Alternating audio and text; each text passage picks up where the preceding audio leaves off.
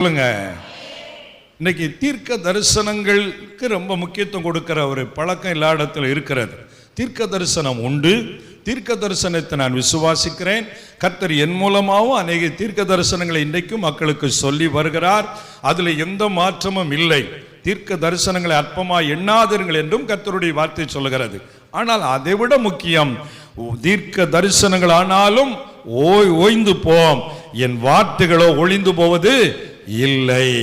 அதனால என்றைக்கும் அழியாதது கர்த்தருடைய வார்த்தை தான். நம்முடைய விசுவாச வாழ்க்கை தீர்க்க தரிசனங்களின் அடிப்படையிலே கட்டி எழுப்பப்படக்கூடாது, தேவ வார்த்தையின் அடிப்படையில் தான் கட்டி எழுப்பப்பட வேண்டும். ஏனென்றால் இந்த வார்த்தை தான் ஒரு நாள் நம்மை நியாயம் தீர்க்க போகிறது. ஆமேன் சொல்லுங்களேன். அதனால நீங்க வசனத்தின் அடிப்படையில் உங்க வாழ்க்கை வைத்துக் கொள்வது தான் உங்களுக்கு நலமானது. சரி, இன்றைக்கு ஆண்டவர் உங்களுக்கு கொடுத்திருக்கிற வார்த்தை என்ன? ஓசியா தீர்க்கதரிசியின் புஸ்தகம் 2வது அதிகாரம் 15வது வசனத்தை தான் கர்த்தர் உங்களுக்காக கொடுத்தார். அதில் உள்ள ஒரு வார்த்தையை தான் இன்றைக்கு நாம் ஆழமாய் தியானிக்க போகிறோம். ஓசியா 2ஆம் அதிகாரம் 15வது வசனம். பழைய ஏற்பாட்டில் 1051வது பக்கம் இருக்கிறது. புதிய ஏற்பாட்டில் தேடினீங்கன்னா கிடைக்காது. சார், யாராவது ஒருத்தர் வாசிக்கலாமா? அவ்விடத்தில் இருந்து கொஞ்சம் ஸ்பீடை குறைச்சி, அவளுக்கு அவளுடைய திராட்சை தோட்டங்களையும் நம்பிக்கையின் வாசலாக ஆகோரின் பள்ளத்தாக்கையும் கொடுப்பேன். அப்பொழுது அவள் அங்கே தன் இள வயதின் நாட்களிலும் தான் எகிப்து தேசத்தில் இருந்து வந்த நாளிலும் பாடினது போல் பாடுவாள்.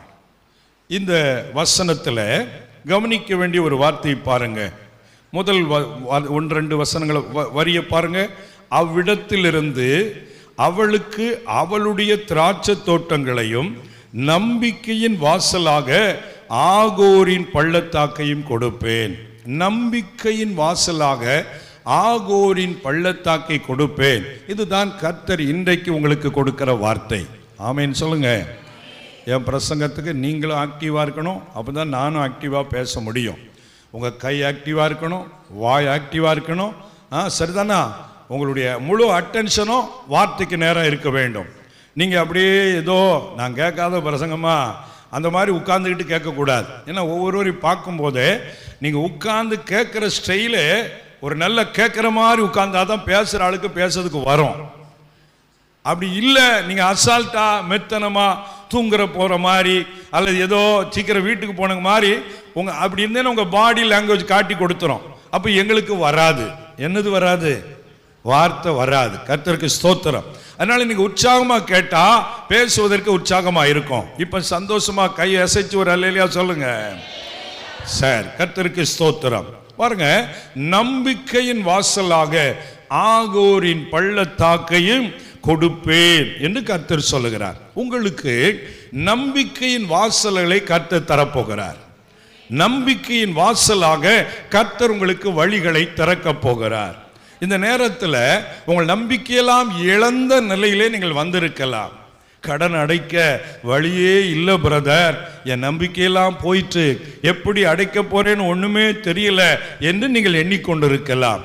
என் பிள்ளைய படிக்க வைக்கிறதுக்கு வழியே தெரியல, என் நம்பிக்கையெல்லாம் இழந்துட்டேன், என் கணவர் மனம் மாறுவதற்கு வாய்ப்பே தெரியல பிரதர், அவருக்காக நான் ஜோம் பண்ணி என் நம்பிக்கையெல்லாம் இழந்துட்டேன் என்று ஏதோ ஒரு காரியத்தை குறித்து நம்பிக்கை இழந்த நிலையில நீங்கள் வந்திருக்கலாம். அப்படிப்பட்ட உங்களுக்குத்தான் கர்த்தர் சொல்லுகிறார். இது ஆன்லைன்ல பார்க்கிற உங்கள் வாழ்வில் அப்படி இருக்கலாம். உங்களுக்குத்தான் கர்த்தர் சொல்லுகிறார், மகளே மகனே, நான் உனக்கு நம்பிக்கை இல்லாமல் இருக்கிற இந்த சூழ்நிலையை மாற்றி நம்பிக்கையின் வாசலாக ஆகோர் பள்ளத்தாக்கை கொடுக்க போகிறேன் என்று கர்த்தர் சொல்லுகிறார்.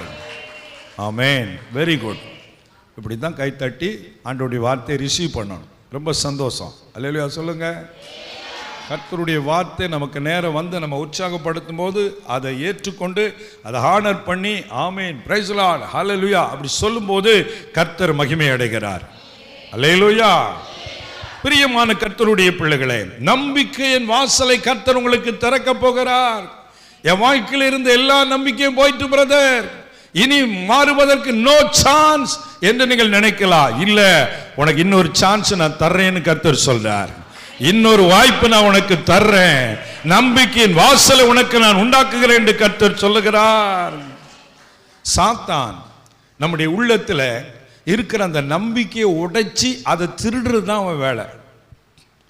நம்ம ஆண்டவர் மேல நம்பிக்கையா இருக்கிறோம் பாருங்க, விசுவாசமா இருக்கிறோம் பாருங்க, அந்த விசுவாசத்தை திருடுறது தான் சாத்தானுடைய வேலை. திருடன் திருடவும் கொல்லவும் அழிக்கும் வருகிறான் என்று வேறொன்றுக்கும் என்னத்தை திருட போறான்? சாத்தான் நம்முடைய உள்ளத்திலே நான் வைத்திருக்கிற நம்பிக்கையை தான் திருடுகிறான்.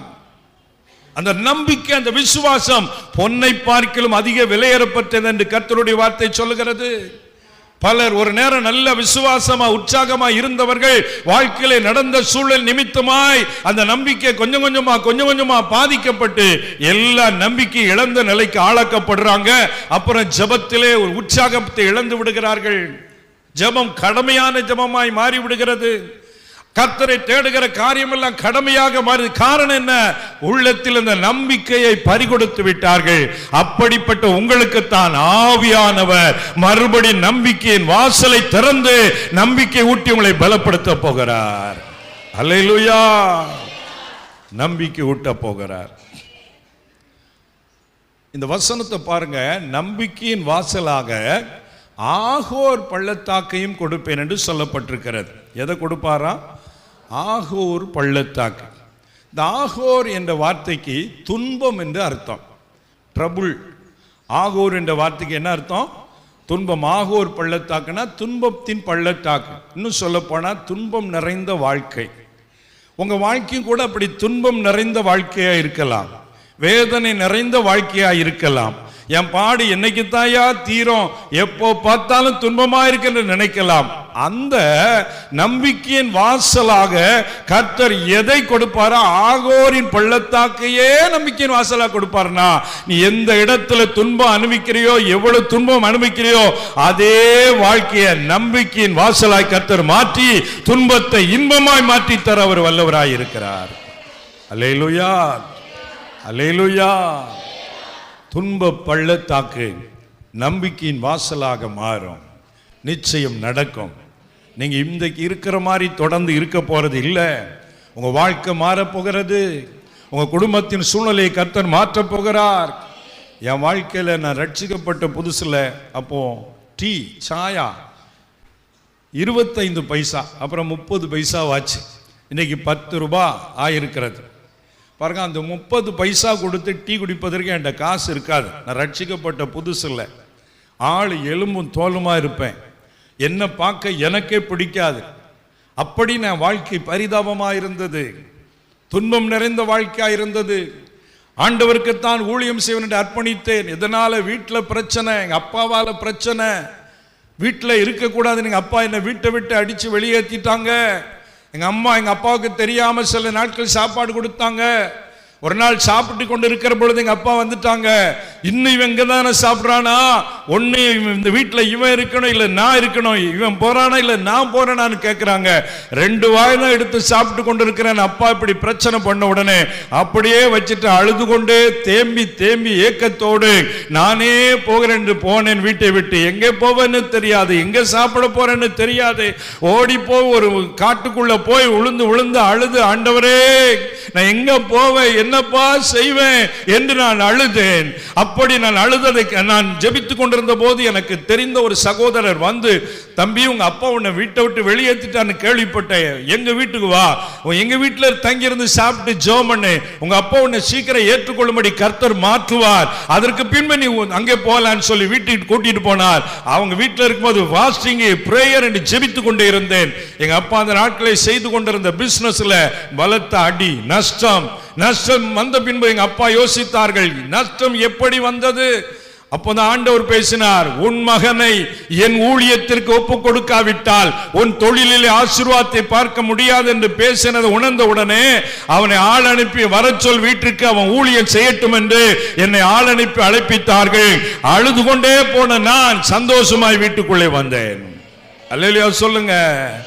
இன்றைக்கு கர்த்தர் என்னை பல லட்சங்களுக்கு ஆசீர்வாதமாய் வைத்திருக்கிறார். பல லட்சக்கணக்கான மதிப்புள்ள சொத்துக்களுக்கு ஒரு ஆசீர்வாதமா என்ன வச்சிருக்கிறாரு. ஆமேன்னு சொல்லுங்க. 30 பைசா கொடுத்து டீ குடிக்க காசு கிடையாதுங்க. இன்னைக்கு ஆண்டவர் எனக்கு கோடிக்கணக்குள்ள மதிப்புள்ள காரியங்களை தந்திருக்கிறார். சிலதை சொன்னா கூட அப்போ இவர் நிறைய காசு வச்சிருக்காரு போல, இவருக்கு கொடுக்கிற காணிக்க குறைச்சிருவோன்னு சில ஆட்கள் வாசிக்கிறாங்க. ஒரு அல்லேலூயா சொல்லுங்க. ரொம்ப சங்கடப்பட்டு கிடந்தாதான் சிலர் பரிதாபப்பட்டு கொஞ்சம் காணிக்க கொடுக்கணும்னு நினைக்கிற ஆட்கள்லாம் இருக்கிறாங்க. இந்த மனநெல்லாம் மாறணும்.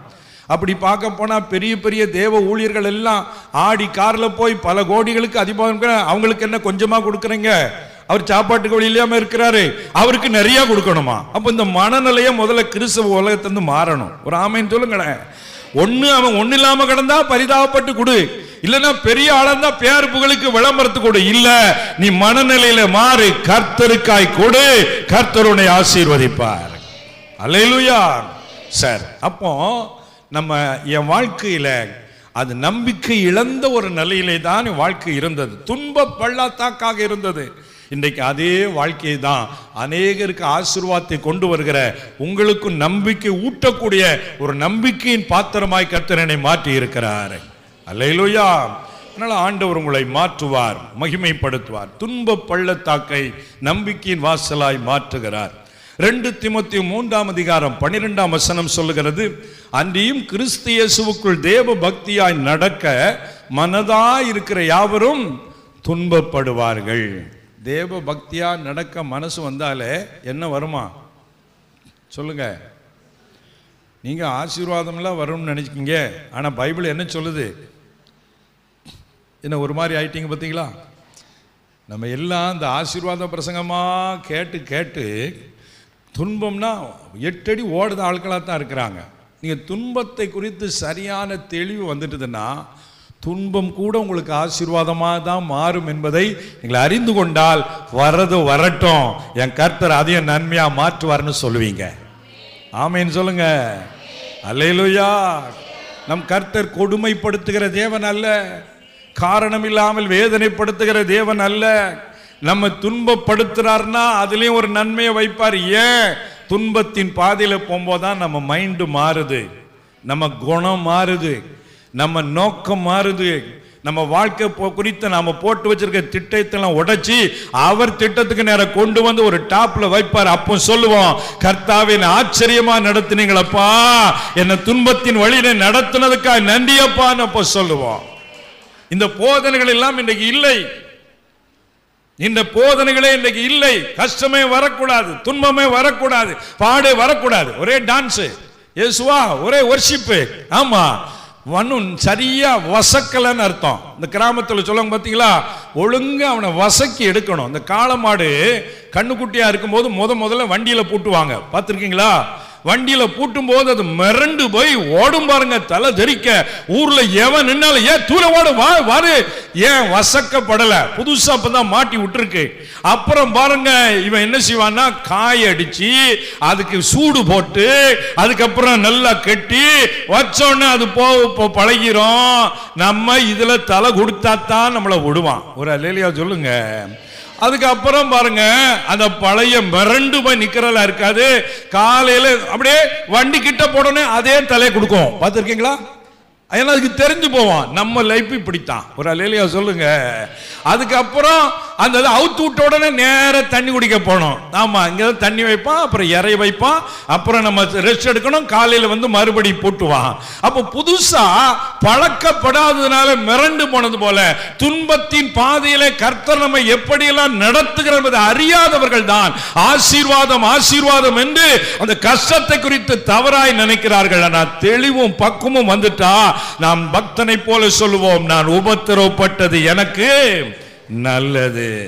ஹல்லேலூயா, ஹல்லேலூயா.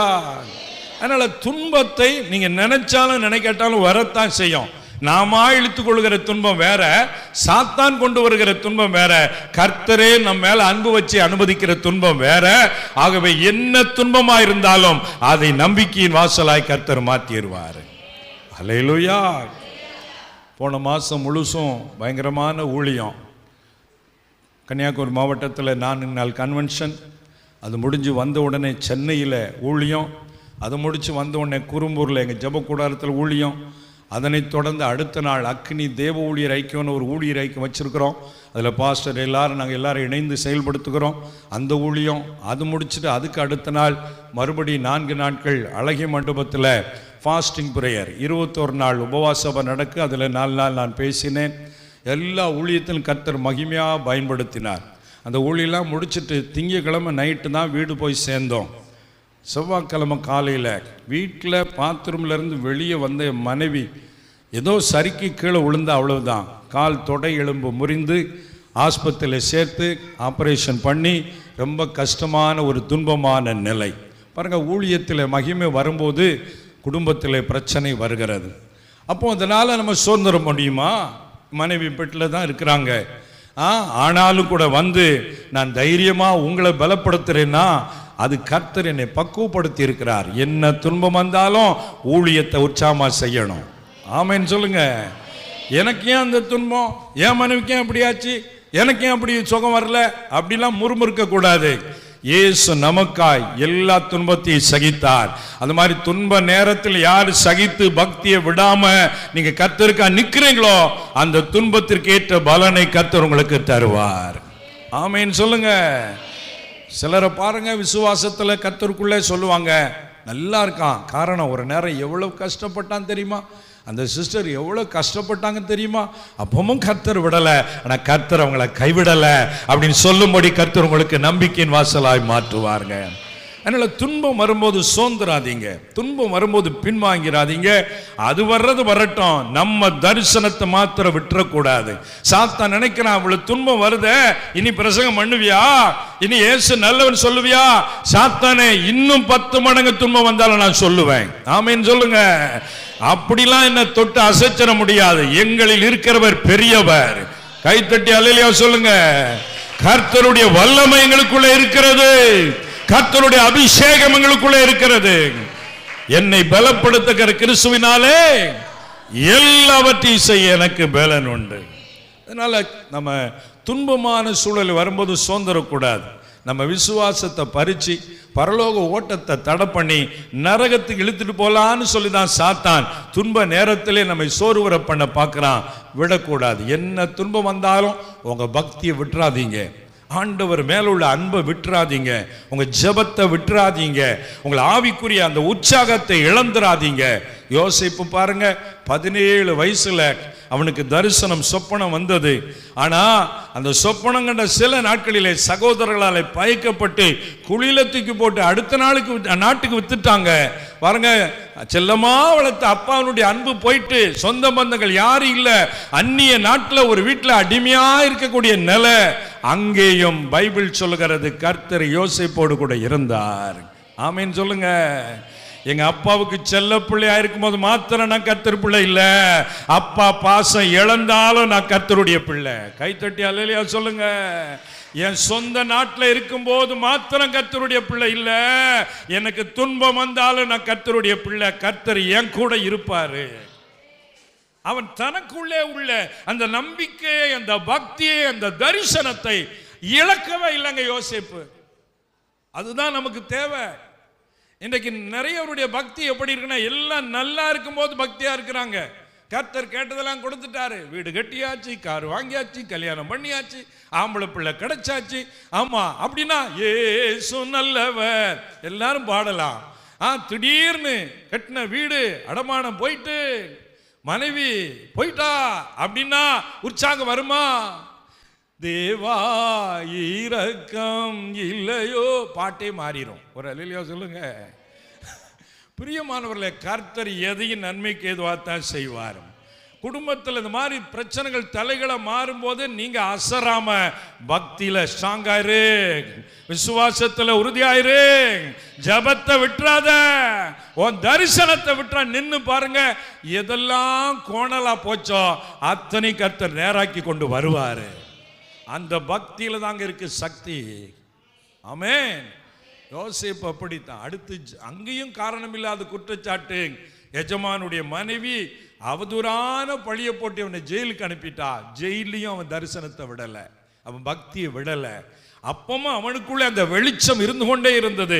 அந்த வெளிச்சம் தான் பானபாத்திரக்காரனுக்கு தீர்வை கொடுத்த நேரத்தில் அது ராஜாவுக்கு போய் ராஜா இவனுக்கு உள்ளே இருக்கிற அபிஷேகத்தை வெளிச்சத்தை கண்டு நீயே நாட்டை ஆண்டு கொள்ளுப்பான்னு கையில கொடுக்கும்படி அவனுக்கு உள்ளே இருந்த இந்த பக்தி தான் அவனுக்கு உயர்வை கொண்டு வந்தது. அதனால நீங்க துன்பம் வந்தாலும் என்ன வந்தாலும் உங்க ஃபெய்த் மாத்திரம் ஸ்ட்ராங்கா இருந்துகிட்டே இருக்கணும். உங்க தரிசனம், உங்க விசுவாசம், உங்களுக்குள்ள இருக்கிற ஆவிக்குரிய வெளிச்சத்தை மாத்திரம் இழந்து விடாமல் இருந்தால் துன்பம் இன்பமாக நிச்சயமாய் மாறும். ஆகோரின் பள்ளத்தாக்கு நம்பிக்கையின் வாசலாய் மாறும். கர்த்தர் அது நிச்சயம் செய்வார். அல்லேலூயா. சார், இந்த ஆகோரின் பள்ளத்தாக்குல என்ன நடந்தது அப்படின்னு நான் சொல்ல விரும்புகிறேன். அடுத்த இந்த ஆகோரின் பள்ளத்தாக்கு எப்படி நம்பிக்கையின் வாசலாக மாறும் அந்த காரியங்களை தியானித்து நம்ம இன்னைக்கு ஜெபிக்க போகிறோம். இன்னையிலேருந்து உங்கள் வாழ்க்கையில் பெரிய மாற்றம் வரப்போகிறது. நான் சொல்கிறேன், செய்தி முடிஞ்சு ஜெபிக்கும் போது உங்கள் சிந்தனையில் பெரிய மாற்றம் வந்திருக்கும். உங்கள் உள்ளத்தில் ஒரு பெரிய தரிசனம் வந்திருக்கும். உங்கள் வாழ்க்கையில் அந்த கவலைலாம் பறக்கும். இது என்னையா செய்யும், நான் போய் பெரிய காரியங்களை சாதிக்க போறேன். அந்த வைராக்கியத்தை கர்த்தர் உங்களுக்குள்ள வச்சிருவாரு. அல்லேலூயா. ஆகோரின் பள்ளத்தாக்கில் என்ன நடந்தது? யோசுவா 7வது அதிகாரத்தில் முழுசும் இந்த சம்பவம் இருக்கிறது. அதில் 24 முதல் 26 வசனங்களில் அங்கே ஆகான் என்று சொல்லக்கூடிய ஒரு மனிதனையும் அவன் குடும்பத்தையும் இந்த ஆகோர் பள்ளத்தாக்குக்கு கொண்டு போய் அங்கே அவர்களை குடும்பமாய் கல்லெறிந்து கொண்டு போடுகிறார்கள். அவர்கள் மேலே கல் குவியலாய் குவிக்கப்படுகிறது. கர்த்தர் தமது கோபத்தை விட்டு மாறினார்.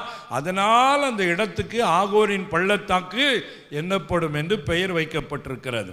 இந்த ஆகோரின் பள்ளத்தாக்கிலே தான் ஆகான் என்று சொல்லக்கூடிய ஒரு மனிதன் செய்த பாவத்தின் நிமித்தமாய் அந்த பாவத்திற்கு அவன் குடும்பத்தினரும் உடந்தையாயிருந்த காரணத்தினாலே பழைய ஏற்பாட்டு பிரமாணத்தின்படி கல்லெறிந்து கொல்லப்பட்டார்கள்.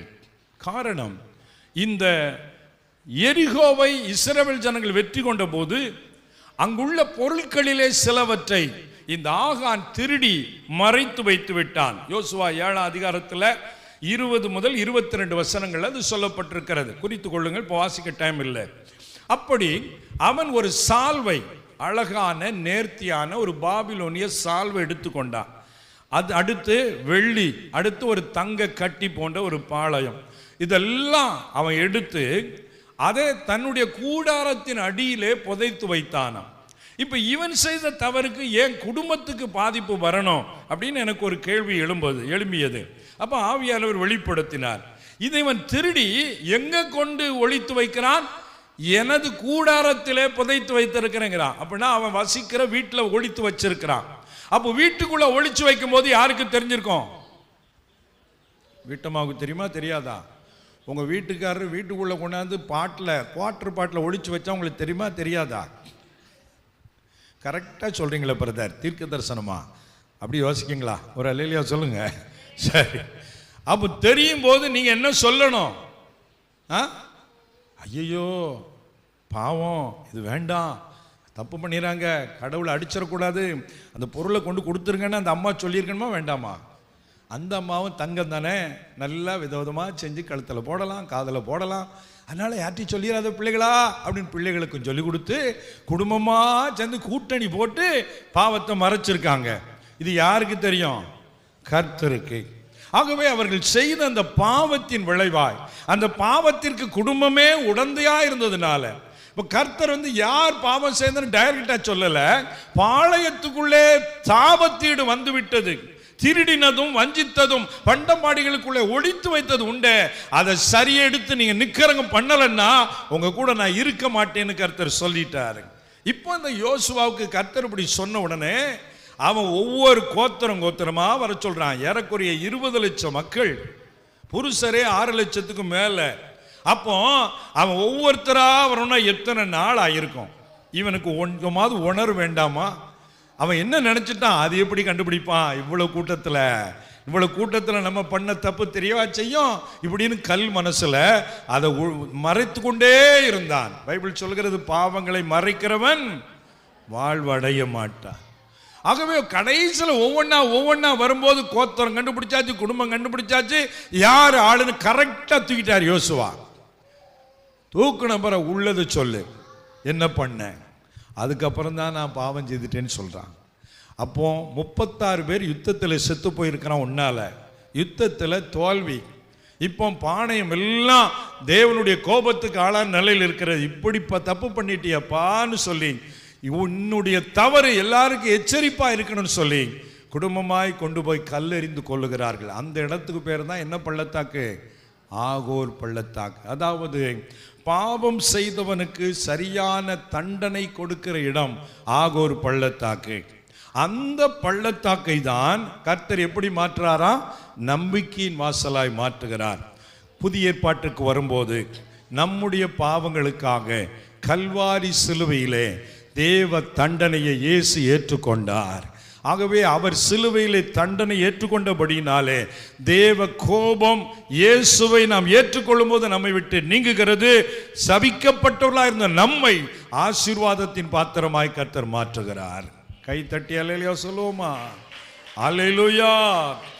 ஆகவே உங்க வாழ்க்கையில ஆகோரின் பள்ளத்தாக்கு நம்பிக்கையின் வாசலா மாறணும்னா நீங்களும் நானும் செய்ய வேண்டியது என்ன?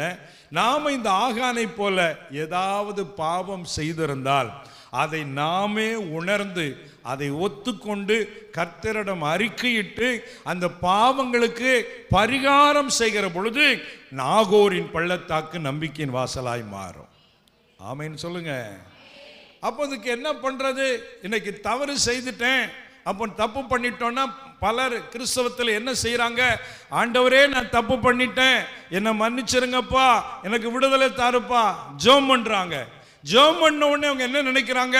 பாவம் மன்னிக்கப்பட்டு விட்டது, இனிமே எனக்கு எல்லாம் மாறிடும் நினைக்கிறாங்க. இல்ல, இவன் அந்த பொருளை திருடினானே, அந்த பொருளை மறுபடி கர்த்தருடைய பொக்கிஷத்திலே அது சேர்க்கப்பட்டிருக்க வேண்டும். அதுபோல அந்த பொருள் யாருக்கு சொந்தமோ அவங்கிட்ட போய் அந்த பொருள் சேரணும். ஆமென் சொல்லுங்களேன். நான் சொல்றது உங்களுக்கு விளங்குதா? இப்போ ஒருத்தருடைய பணத்தை நீங்க திருடிட்டீங்கன்னு வைங்க, உதாரணத்துக்கு சும்மா ஒரு கற்பனை. ஒருத்தர் செயினை திருடிட்டீங்க, நீங்க வச்சிட்டீங்க, அதனால உங்க வீட்டில் ஆசீர்வாதம் இல்லை, கொஞ்ச நாள் ஆயிட்டு அதுக்கப்புறம் உங்களுக்கு கர்த்தர் உணர்த்துறாரு அது தப்பு அப்படின்னு உடனே உபவாசம் போட்டு, தம்பிமார் கவனிங்க, அங்க ஒரு பிரசங்கம் பண்ணக்கூடாது சார். பிரியமானவர்களே, அப்போ நீங்க ஆண்டவரிடத்துல வந்து, இயேசுவே நான் செயின் எடுத்த தப்பு தான்ப்பா, என்னை மன்னிச்சிருங்கப்பா, எனக்கு இதனால் ஆசீர்வாத குறை வரக்கூடாதுப்பா, என்னை ஆசீர்வதிங்கப்பான்னு கண்ணீர் விட்டு அழுது ஜெபம் பண்றீங்க. அந்த பாவம் மன்னிக்கப்பட்டாலும் ஆசீர்வாதம் வருமா?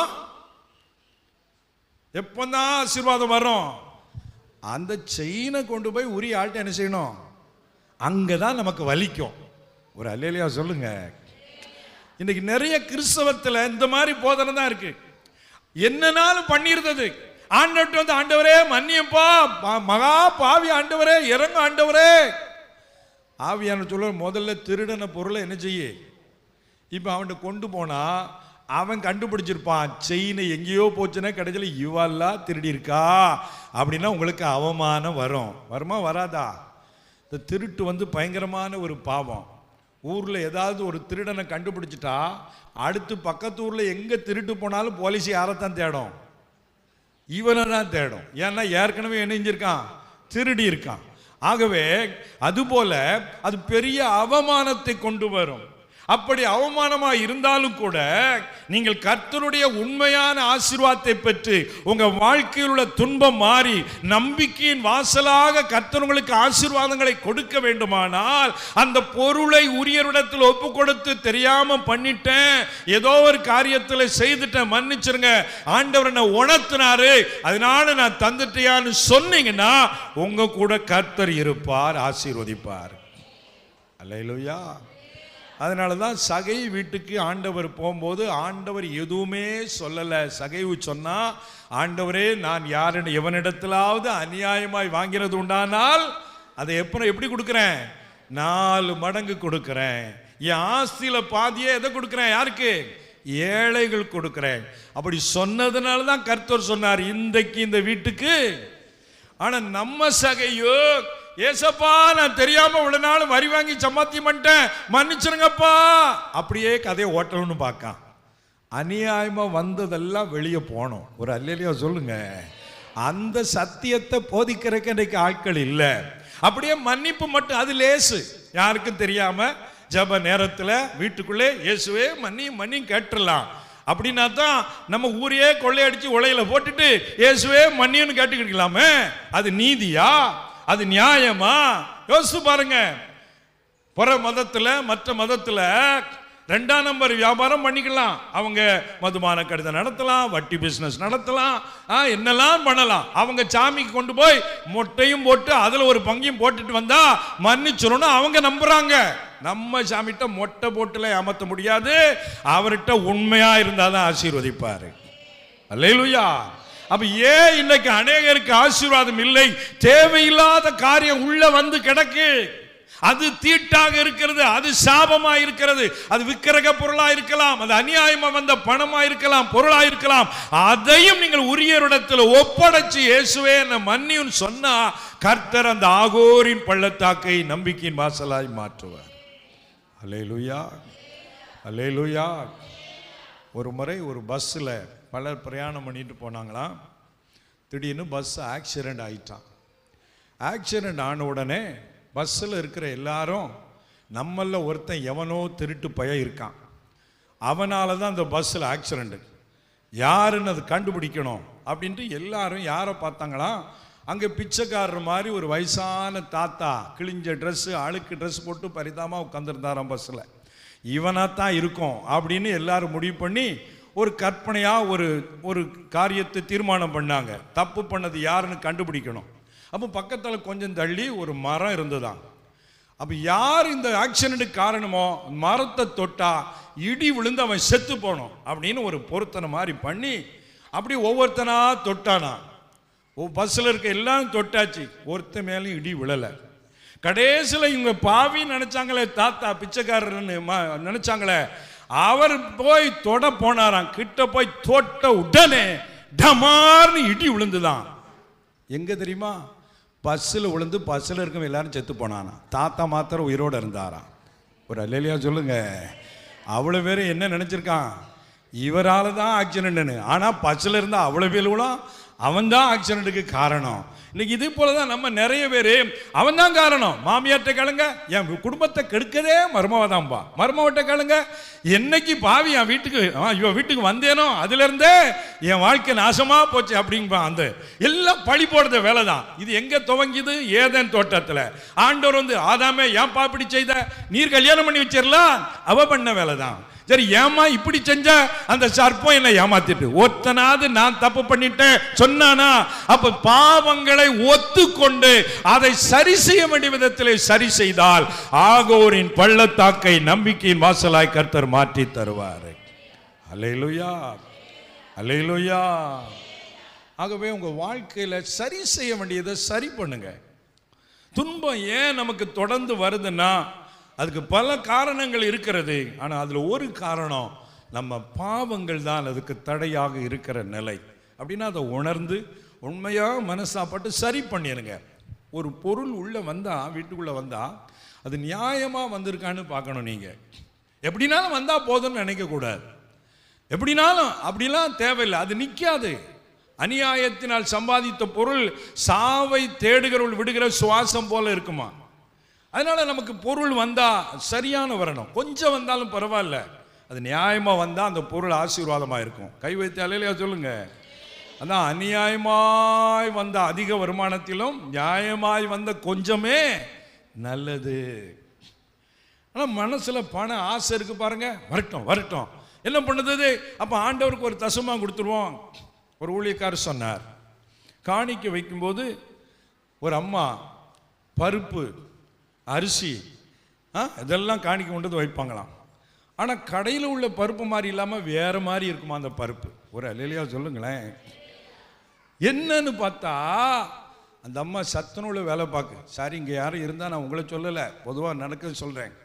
அந்த அம்மா பருப்புலையும் அரிசிலையும் அடிக்கிற கொள்ளையில் ஆண்டவருக்கும் கொஞ்சம் ஒரு பங்கை வச்சு விட்டா அவர் நம்ம பாவத்தை நினைச்சிருவாரு, மன்னிச்சிருவாருன்னு கோயிலில் கொண்டு வச்சிருக்கு. பாஸ்டர் பார்த்தாரு, இந்த வேலையெல்லாம் இங்கே ஆகாது, பருப்பு எடுத்துட்டு போயாரு, ஓன் ஜாபத்துக்கு என்னையும் காரணமாக்காத அப்படின்னாராம். அப்போ இந்த மாதிரிலாம் நிறைய பேர் இன்றைக்கு யோசிக்கிறது இல்லை. எப்படினாலும் வந்தால் போதும், தசமா கொடுத்துட்டா முடிஞ்சு போச்சு. அதுவும் சில போதகர்கள் தசமா வருதா பாரு, அவன் என்னன்னு வந்தானே அப்படிலாம் இருக்காங்க. இருக்கக்கூடாது. தேவன் நீதி உள்ள தேவன். அல்லேலூயா. அப்போ நம்பிக்கையின் வாசலாக உங்கள் வாழ்க்கை மாறணும்னா தவறு எங்கே இருக்கிறதை ஆராய்ந்து பார்த்து, உங்கள் வீட்டில் இருக்கிற பொருளாக நியாயமாக வந்ததா, உங்கள் வீட்டில் நடக்கிற காரியங்கள் எல்லாம் கர்த்தருடைய பார்வையில் சரியாக நடக்குதா யோசித்து பாருங்க. எல்லாரும் குடும்பம் ஒத்துக்கொள்ளக்கூடாது. கணவர் தப்பு பண்ணால் மனைவி அதை திருத்த பார்க்கணும். மனைவி மிஸ்டேக் பண்ணால் கணவர் அது சரியில்லைம்மா அதெல்லாம் வேண்டாம் நமக்கு சொல்லணும். அப்படி இல்லைன்னா அனனியா சப்பீரா 2 பேரும் கூட்டணி போட்டு பார்த்தாங்களா என்ன நடந்தது? நடந்தது அறியாமல் உள்ளே வந்தால் என்ன நடக்க, நீ சாவு போறேன்னு அவளுக்கு தெரியல. நடந்தது என்ன? 2 பேரும் செத்து போனாங்க. கூட்டணி போட்டு பாவம் பண்ணுகிற நிலைமை. அவை இதெல்லாம் நம்ம வாழ்க்கையில் இல்லாதபடி நம்ம தேவ சமூகத்திலே தேவ பயத்தோடு உண்மையாய் நீதியாய் வாழும் பொழுது கர்த்தர் நமக்கு நம்பிக்கையின் வாசலாக வழியை திறப்பார். அல்லேலூயா, அல்லேலூயா. ஒரு பாடல் ஒன்றை பாடுவோமா? நம்பிக்கையினால் நீ வாழ்வு பெறுவாய், நண்பனை நீ பயப்படாதே. தெரிஞ்ச பாட்டு தானே, ஃபாதர் பாட்டு, புது பாட்டு. ஒருவேளை தெரிஞ்சிருக்குன்னு நினைக்கிறேன். தெரியலனாலும் நம்ம ஒரு சரணம் தான் பாடுறேன். எல்லாரும் சேர்ந்து பாடி கர்த்தரை மகிமைப்படுத்துவோம். நம்பிக்கையினால் நீ வாழ்வு பெறுவாய், நண்பனே நீ பயப்படாதே. நம்பிக்கையினால் நீ வாழ்வு பெறுவாய், நண்பனே நீ பயப்படாதே. பயம் வேண்டாம், திகில் வேண்டாம், அழைத்தவர் உன்னை நடத்தி செல்வார். பயம் வேண்டாம், திகில் வேண்டாம், அழைத்தவர் உன்னை நடத்தி செல்வார். நம்பிக்கையினால் நீ வாழ்வு பெறுவாய், நண்பனே நீ பயப்படாதே. நம்பிக்கையினால் நீ வாழ்வு பெறுவாய், நண்பனே நீ பயப்படாதே.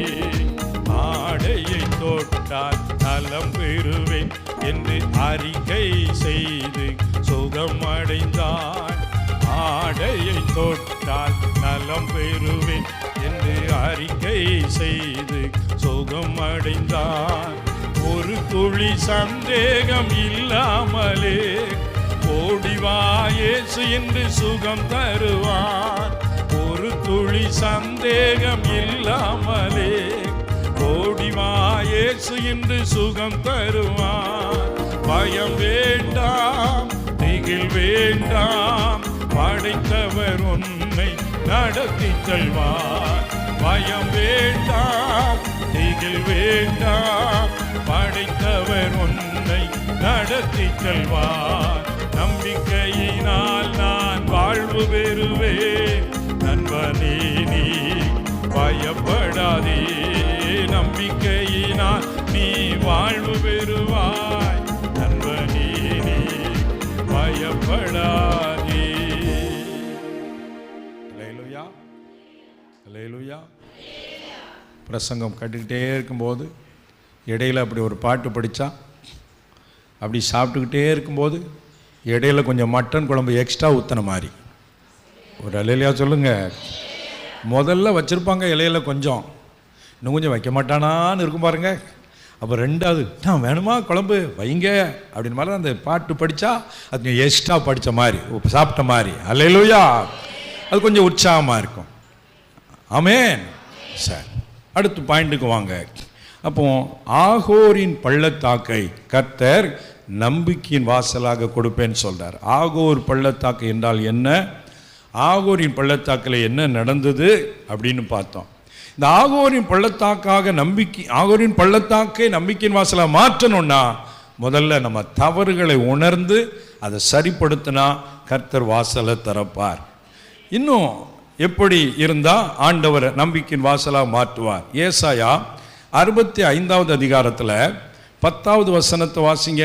ஏசாயா தீர்க்கதரிசியின் புஸ்தகம் 65ஆம் அதிகாரம் 10வது வசனம்.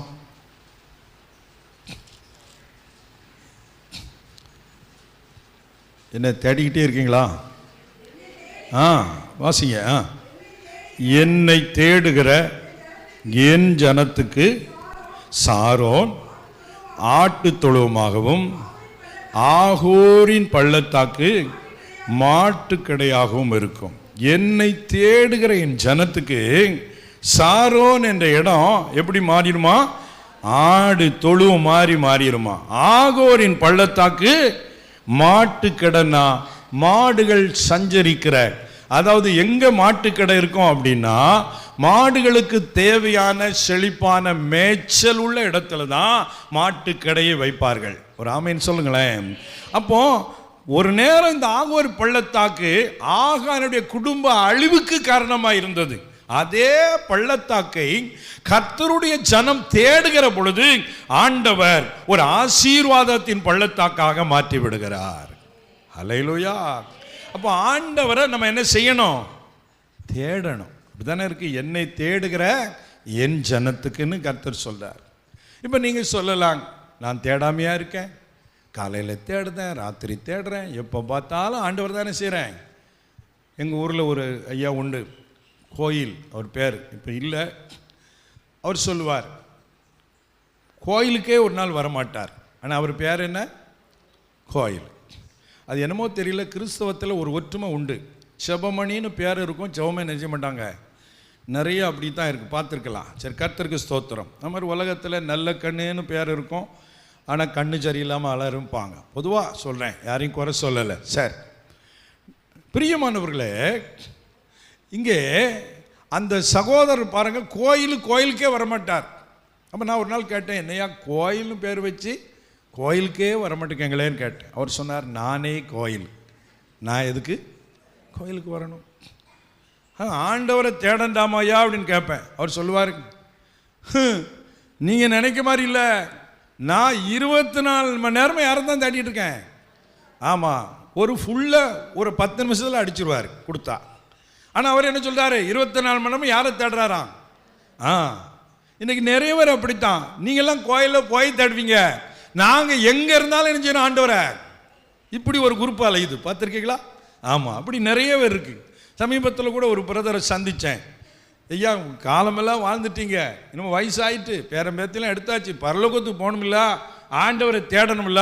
எனக்கு என்னென்னா, ஒரு ரட்சிக்கப்படாத ஆளை பார்த்தா எப்படியாவது ஆண்டவரை பற்றி 2 வார்த்தை சொல்லிடணும், அந்த சுவிசேஷம் சொல்லணுங்கிற ஒரு வாஞ்சை உண்டு. அப்படி சொன்னால் அவரே உடனே சொன்னார், உங்களுக்கு என்னை பற்றி தெரியாது, நான் 24 மணி நேரமும் யாரைத்தான் தேடிக்கிட்டு இருக்கேன். ஆனால் ஊரில் கேட்டால் சொல்லுவான், அவன் 24 மணி நேரம் போதையிலே அலைகிற ஆளுங்க.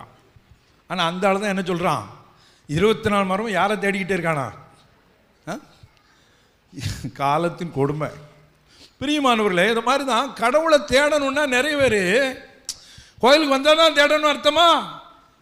நீங்களாம் கோயிலுக்கு போய் தேடுவீங்க, நாங்கள் எப்போவுமே நினைச்சுவோம். அப்படின்னா அவங்களுக்கு என்ன தெரியல, கர்த்தரை எப்படி தேடுறதுன்னு தெரியல. அதே மாதிரி இன்னொரு குரூப் இருக்கு, ஆண்டவரை தேடுறதில்ல. யோவான் எழுதின சுவிசேஷத்தில் 6ஆம் அதிகாரத்தில் 24வது வசனத்தை வாசிங்களேன். யோவான் 6:24 வாசிங்க. ஒருத்தர் கொஞ்சம் வேகமாக டக்குன்னு வாசிக்கணும்.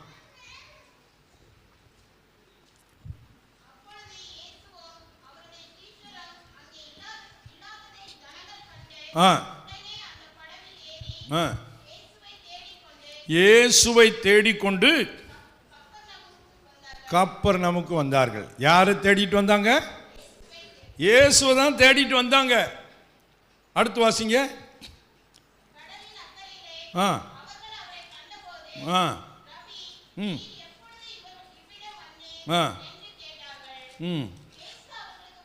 இயேசு அவர்களுக்கு பிரதியுத்தரமாக,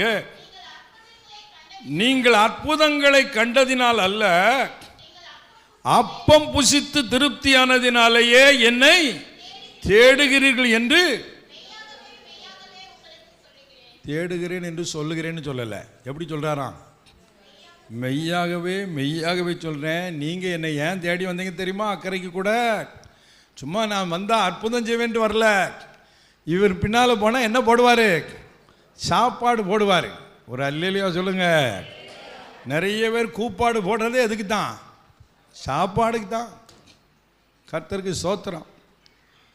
பிரியமானவர்களே, இப்போ கூட்டத்திலலாம் சாப்பாடு போடலைன்னா கூட்டமே நிஜ மாட்டேக்கு உங்களை சொல்லலை, நாட்டில் நடக்கிறத சொல்கிறேன். வண்டியும் அனுப்பணும், சாப்பாடும் போடணும், காணிக்கை பற்றி பேசிடக்கூடாது, கடிந்து பேசிடக்கூடாது. இந்த ஒப்பந்தத்துக்கெல்லாம் சரின்னா உங்கள் கூட்டத்துக்கு வர்றேன். அதுலேயும் சாப்பாடில் பெருசு இருக்கணும். ஒரு அல்லையா சொல்லுங்க, என்னது பெருசு? சிறுசுன்னா ஆடு, பெருசுன்னா மாடு, புரியுதானே? ஆமாம், ஏதாவது ஒன்று உங்களுக்கு இருக்கணும். கர்த்தருக்கு ஸ்தோத்திரம். என்வி ஆகிட்ட இருக்கணும். அப்படி நீர் 2 மாதம் வருவேன், நீர் போடலைன்னா பக்கத்து சபை பார்த்துட்டு மாதந்தோறும் மட்டன் போடுதார். அதனால எங்கே போயிடுவேன்? இது கர்த்தரை தேடுற கூட்டமா? அவங்ககிட்ட கேளுங்க, நான் மாதந்தோறும் தவறாமல் உபவாச ஜபத்துக்கு வருவேன், அல்லேலூயா அப்படிம்பா. நீ எதுக்கு போற?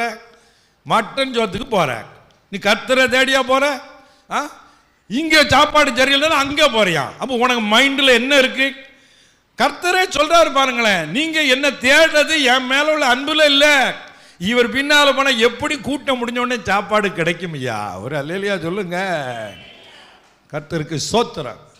அப்ப நீங்களும் நானும் ஆண்டவரை எதற்காக தேடுறோம்? இதை சாப்பாடை ஒரு பக்கம் விட்டுருங்க. கர்த்தரை எதுக்கு தேடுறோம்? இந்த கூட்டத்துக்கு போனா எனக்கு சுகம் கிடைக்கும், விடுதலை கிடைக்கும், நன்மை கிடைக்கும் என்று தேடி வர்ற கூட்டம். அது தவறில்லை, கர்த்தர் அதையெல்லாம் தருவார். அதையும் தாண்டி கூட்டத்துக்கு 10 வாரம் வந்துட்டீங்க, 10 மாசம் வந்துட்டீங்க, இன்னும் ஒன்றும் நடக்கலை, இன்னும் ஒன்றும் கிடைக்கல. அப்பவும் நீங்க கர்த்தரை தேடி 11ஆம் மாசம் வந்தீங்கன்னா உங்க பக்தி உண்மையான பக்தி. அல்லேலூயா. அவர் என்னை கொண்டு போட்டாலும் அவர் மேல் நம்பிக்கையாயிருப்பேன். அத்திமரம் துளிர் விடாமல் போனாலும், திராட்சை செடி பலம் கூடாமல், ஆட்டு மந்தையில் அது ஒருத்தர் விளக்கமோ ஊழியக்கார் சொன்னார். முதல்ல அத்திமரத்தை வச்சு பார்த்தாரு, ஒன்றும் வேகலை. சரி இதை விடுவோம், அடுத்து திராட்சை செடியா நட்டு பார்ப்போம், அதை நட்டாரு, அதுலயும் ஒன்றும் கிடைக்கல. அடுத்து பார்த்தாரு, ஒரு 4 மாடு வாங்கி வளர்ப்போம், மாடை வாங்கி வளர்த்தாரு, அதுலயும் ஒன்றும் கிடைக்கல. அடுத்து ஆடை வாங்கி வளர்ப்பன்னு பார்த்தாரு, அதுலயும் ஒன்றும் கிடைக்கல. எல்லாமே ஃபெயிலியரு. ஆனாலும் அவர் சொல்லுகிறார், நான் கர்த்தருக்குள் மகிழ்ச்சியாயிருப்பேன். கைத்தட்டி ஆண்டவரை மகிமைப்படுத்துங்க. அப்ப ஆண்டவரை தேடுவது என்றால் எனக்கு ஏதோ ஒன்று ஆண்டவர் தருவாருங்கிறதுக்காக தேடுவது சாதாரண பக்தி. நான் கேட்கத தரட்டா கூட, அவர் என்னை காத்திருக்க வச்சா கூட, அவர் என்னை சோதிச்சா கூட, நான் அவரை தேடுறதை விட மாட்டேன். தேடுவேன், தேடுவேன், தேடிக்கொண்டே இருப்பேன், சாகும் வரை கர்த்தரைத்தான் தேடுவேன். அப்படி யார் தேடுறீங்களோ உங்க வாழ்க்கையில துன்ப பள்ளத்தாக்கு நம்பிக்கையின் வாசலாய் மாறும். அல்லேலூயா, அல்லேலூயா. அந்த உறுதி இருக்கா உங்ககிட்ட? அந்த அளவுக்கு ஒரு உறுதியான நம்பிக்கை உங்க உள்ளத்தில் இருக்குதா? யோசித்து பாருங்க. பிரியமானவர்களே, பைபிள்ல எபிரேயர் 11ஆம் அதிகாரம் விசுவாசிகளின் பட்டியல் இருக்கிற ஒரு அதிகாரம். அதுல முதல்ல ஒரு 38 வசனங்கள் வரைக்கும் பார்த்தீங்கன்னா விசுவாசத்தினாலே சாதிச்சவர்கள் பேரெல்லாம் வரும்.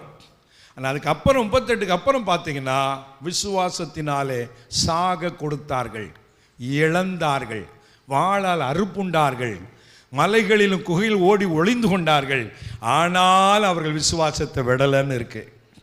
ஆமென். அப்ப இன்றைக்கு முதல் படியான விசுவாசம் தான் போதிக்கப்படுகிறது. இயேசுவை தேடுனா கல்யாணம் பண்ணி வைப்பாரு, இயேசுவை தேடுனா ஆம்பளை பிள்ளை தருவாரு, இயேசுவை தேடினா கடன் மாத்திடுவார் என்ற போதனை தான் இருக்கிறது. இயேசுவை தேடினால் கடன் மாறாவிட்டாலும், நீ சோதிக்கப்பட்டாலும் கிறிஸ்துவுக்கா நிப்பையா நின்னா நீ தான் உயர்ந்த விசுவாசி. உன்னை கொண்டுதான் கர்த்தர் பெரிய காரியம் செய்வார். அந்த போதனைகள் நமக்கு தேவை. அல்லேலூயா. ஏன்னா நீங்க வேதத்தில் பார்த்தீங்கன்னா அப்படிதான், ஒவ்வொரு தேவ மனிதர்களும் கடுமையான சோதனையில, கடுமையான அவநம்பிக்கையின் ஆழத்துக்குள்ள போன போதும் அவங்க கர்த்தருக்காக தியாகம் பண்ணி நின்னாங்க பாருங்க. அவங்களைத்தான் கர்த்தர் சாதனை வீரர்களா பைபிளை சொல்லி வச்சிருக்கிறாரு. ஆபிரகாம் பாருங்களேன், 25 வருஷம் கழிச்சு ஒரு பிள்ளைய கொடுக்கிறாரு. அந்த பையன் இப்போ ஒரு இளைஞனா வந்துட்டான். அந்த பையன் சிறுவனா இருக்கிற பொழுது கர்த்தர் சொல்றாரு, நீ நேசிக்கிற நேசகுமாரன் ஏக சுதனை பலியிடுப்பான்னு சொல்றாரு. அவன் பாருங்க, ராத்திரி தரிசனத்தில் பேசி இருக்கிறார். காலையில் யார்ட்டையும் சொல்லாமல் மகனையும் கிளப்பிட்டு மனைவிட்டு சொல்லாமல் வேலைக்காரனை கூப்பிட்டு வாங்க நம்ம பழி செலுத்த வேண்டிய தொழுது கொள்ள அவன் போகும்போது கிளப்பி, என்ன மனசில் எவ்வளவு தில் இருந்தால் அதெல்லாம் செய்ய முடியும் பாருங்களேன். அப்போ அவன் பலி செலுத்த போகும்போது கூட கத்தி எடுத்து வெட்ட போகும்போது தான் கர்த்தர் சொல்கிறாரு, நீ எனக்கு பயப்படு என்பதை அறிந்து கொண்டேன். உன் பிள்ளையை விட உனக்கு நான் தான்ப்பா முக்கியம்னு நீ காட்டிட்ட. அதனால் நான் உனக்கு ஒரு ப்ராமிஸ் பண்ணுறேன், நான் உன்னை மாத்திரம் ஆசீர்வதிக்க போவதில்லை, உன் சந்ததியே உலகத்திற்கு ஆசீர்வாதமாய் மாற்றப் போகிறேன் என்று கர்த்தர் சொன்னார். அல்லேலூயா. அதனால தாங்க இஸ்ரவேல் ஜனம் இன்னைக்கு ஸ்பெஷல் ஜனமா மாறி இருக்கு. அந்த ஆபிரகாமின் சந்ததிக்கு மாத்திரம் ஏன் விசேஷ பவர் மகிமை? அந்த சந்ததியில் இயேசு ஏன் வரணும்? ஆபிரகாமின் தியாகம். அப்ப உங்களுக்கு கடினமான சூழ்நிலைகள் வரும்போது அவநம்பிக்கையின் ஆழத்துக்குள்ளே கர்த்தர் உங்களை நடத்தும் போதும் நீங்க உண்மையா தேடிக்கிட்டே இருந்தீங்கன்னா அந்த தியாகம் தான் பெரிய உயர்வை உங்களுக்கும் உங்கள் சந்ததிகளுக்கும் கொண்டு வரும். ஆமென். அப்படிலாம் போக ரெடியா இருக்கீங்களா? பயங்காட்டின மாதிரி இருக்கா? பயப்படாதீங்க. கர்த்தர் உங்களை கொண்டு மகா பெரிய காரியம் செய்யணும்னா இப்படிலாம் நடத்தி அப்பவும் நீங்கள் உறுதியாக நிற்பீங்கன்னா தான் உங்களை கொண்டு பெரிய காரியங்களை நிச்சயம் செய்ய முடியும். யோசேப்பை எதுக்கு சிறைச்சாலைக்கு அனுப்பினார்? எனக்கு ரொம்ப கேள்வியாக இருக்கும். அவன் தப்பே பண்ணலை, அந்த அம்மா அபாண்டமாக பழி போட்டுட்டு, ஆனால் அவனுக்கு ஜெயிலு ஏறக்குறைய 10 வருஷம். ஏன் ஆண்டவரே, அவன் ஒரு தப்பும் பண்ணலையே. பொதுவாக யோசேப்பு வாழ்க்கையை பார்த்தேன்னா அவன் எந்த தப்புமே அவன் பண்ணதில்லை. ஏன் அவ்வளவு துன்பம் அவனுக்கு? ஏன் சிறைச்சாலை? கர்த்தர் சொன்னார், முதல்ல வெகுளியான பையனாக இருந்தான். சகோதரர்கள் குணம் எப்படின்னே கூட அவனுக்கு தெரியல. அவங்க பகைக்கிறாங்களேன்னு தெரியாமலே சப்பனத்தை அவங்ககிட்ட சொல்கிறான். கள்ளங்கபடி இல்லாத மனசு, ஒரு சூதுவாது தெரியல, எப்படி இருக்காங்க இவங்க குணம் என்னன்னு தெரியல. ஒன்றும் தெரியாமல் தான் சாப்பாடெல்லாம் கொண்டு போகிறான் அவங்களுக்கு. அங்கே அவன் பெரிய கொலவெறியோடு இருக்கான், தெரியல. அப்படிப்பட்ட யோசேப்பை ஒரு தேசத்தையே ஆளக்கூடிய பொறுப்பில் வைக்கணும்னா அவனுக்கு சூதுவாது தெரியணும். அதாவது விவேகமாக இருக்கணும், தெளிவாக இருக்கணும். ஒரு ஆள் ஏமாத்துற ஆளா இது உண்மையான ஆளான்னு கண்டுபிடிக்க தெரியணும். அடுத்து தேசத்தில் நிறைய பிரச்சனைகள் வரும், அதெல்லாம் டீல் பண்ணணும். மனப்பக்குவம் வேணும், தைரியம் வேணும், மிரட்டலை சந்திக்கணும், எதிர்ப்புகளை சந்திக்கணும், காரியத்தை கச்சிதமாக முடிக்கணும். அப்போ அதுக்கு பக்குவப்படுத்தப்படணும். எங்கே நம்ம ட்ரெயின் அப் பண்ணுவது? அதற்குத்தான் அவனை சிறைச்சாலைக்கு அனுப்பி, சிறைச்சாலையிலும் ஒரு லீடர் போஸ்டில் அவனை வச்சு, அங்கே இருக்கிற ரவுடி கிரிமினல் எல்லாத்தையும் லீடு பண்ணுற பவர் வந்துட்டுதுன்னா நாட்டை ஆளுகிற பவர் வந்துடும் சொல்லி தான் அவனை உருவாக்குவதற்கு நான் சிறைச்சாலைக்கு அனுப்பினேன்னு கர்த்தர் பேசினார். புரிஞ்சவங்க ஆமேன்னு சொல்லுங்க. அல்லேலூயா. அப்போ நம்மையும் தேவன் ஏன் சில வேளை நமக்கு புரியாத கஷ்டத்துக்குள்ள நடத்துறாருன்னா நம்மளை குறித்து ஏதோ பெரிய பிளான் வச்சிருக்கிறாரு. உங்களை குறித்து ஏதோ பெரிய திட்டம் இருக்கு, அதுக்கு நீங்க பக்குவமாகணுமே. அப்போ பக்குவம் எப்படி வரும்? நீங்க புரியாத விதத்தில் குழம்பி போய், திகைச்சு போய், தடுமாறி போய், எல்லாரும் வெறுக்கப்பட்டு, கைவிடப்பட்டு, நிந்திக்கப்பட்டு, அவமானப்படுத்தப்பட்டு, கடவுள் என் கூட இருக்கிறாரா இல்லையான்னு தடுமாற்றத்துக்குள்ள வந்து போதும். என் கர்த்தர் நல்லவர், அவர் வாக்கு கொடுத்த நிறைவேற்றுவார், நான் அவரை விட மாட்டேன் அப்படின்னு அண்டி அண்டி அண்டி நிக்கிறீங்க பாருங்க.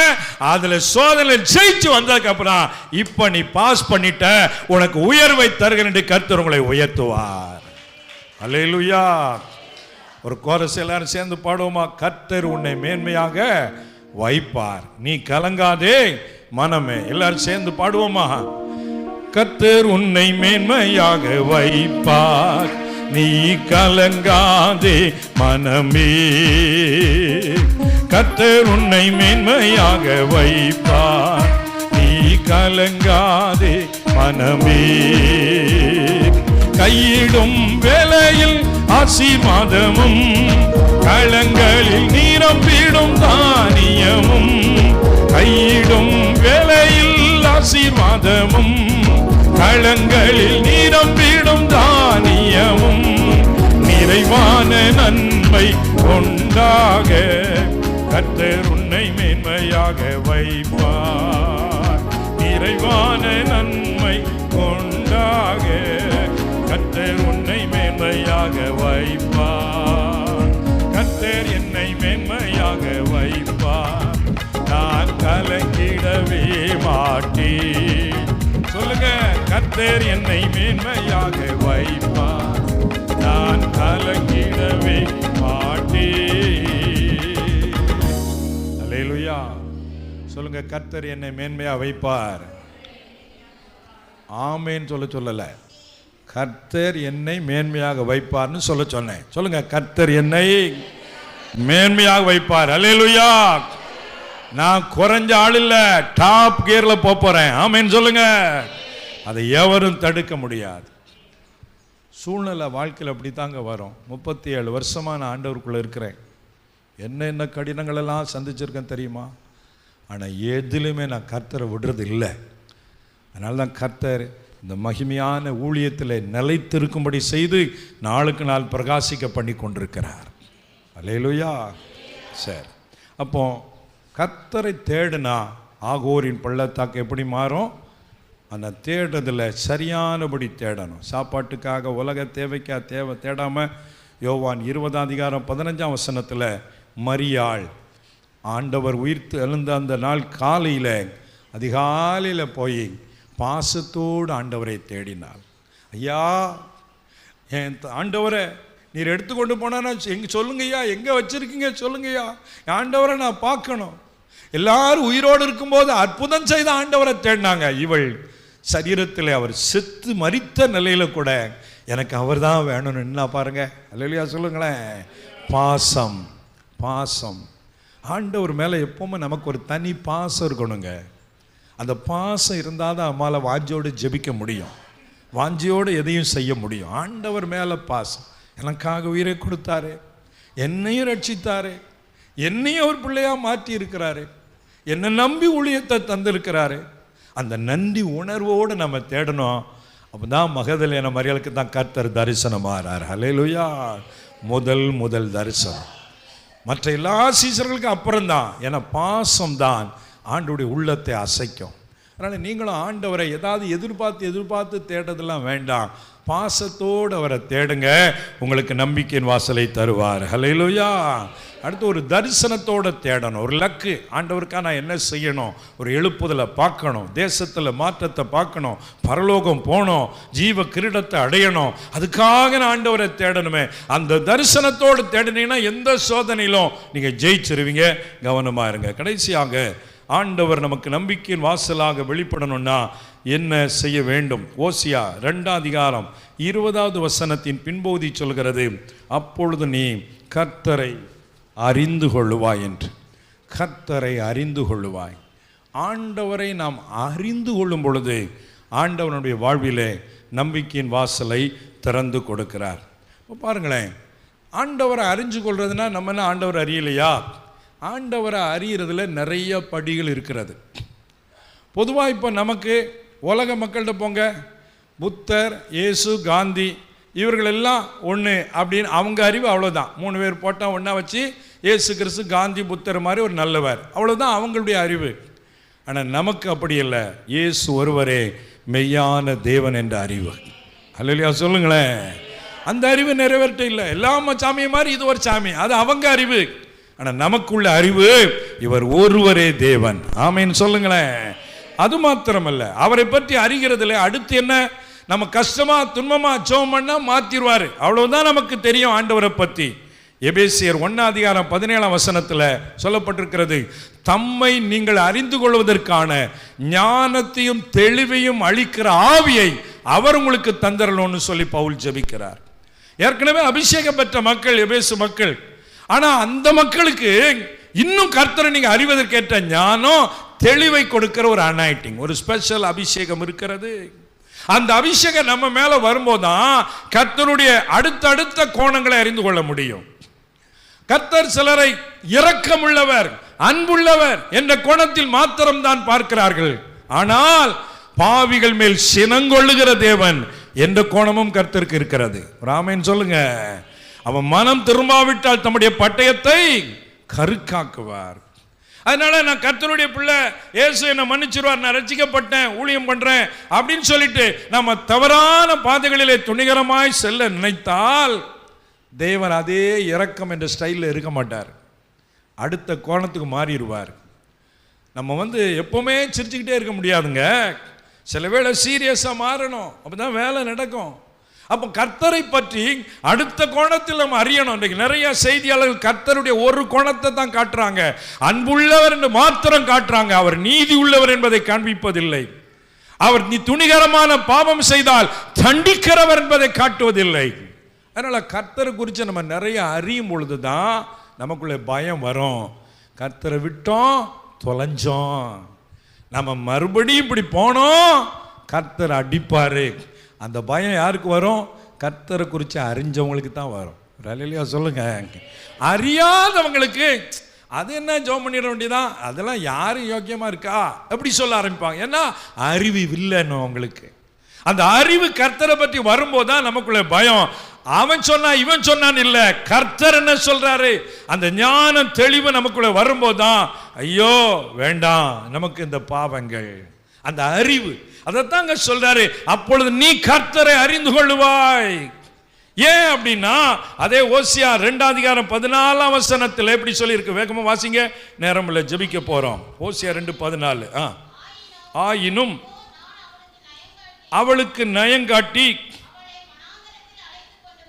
அதற்கு முந்தின வசனம் வாசிங்க 13.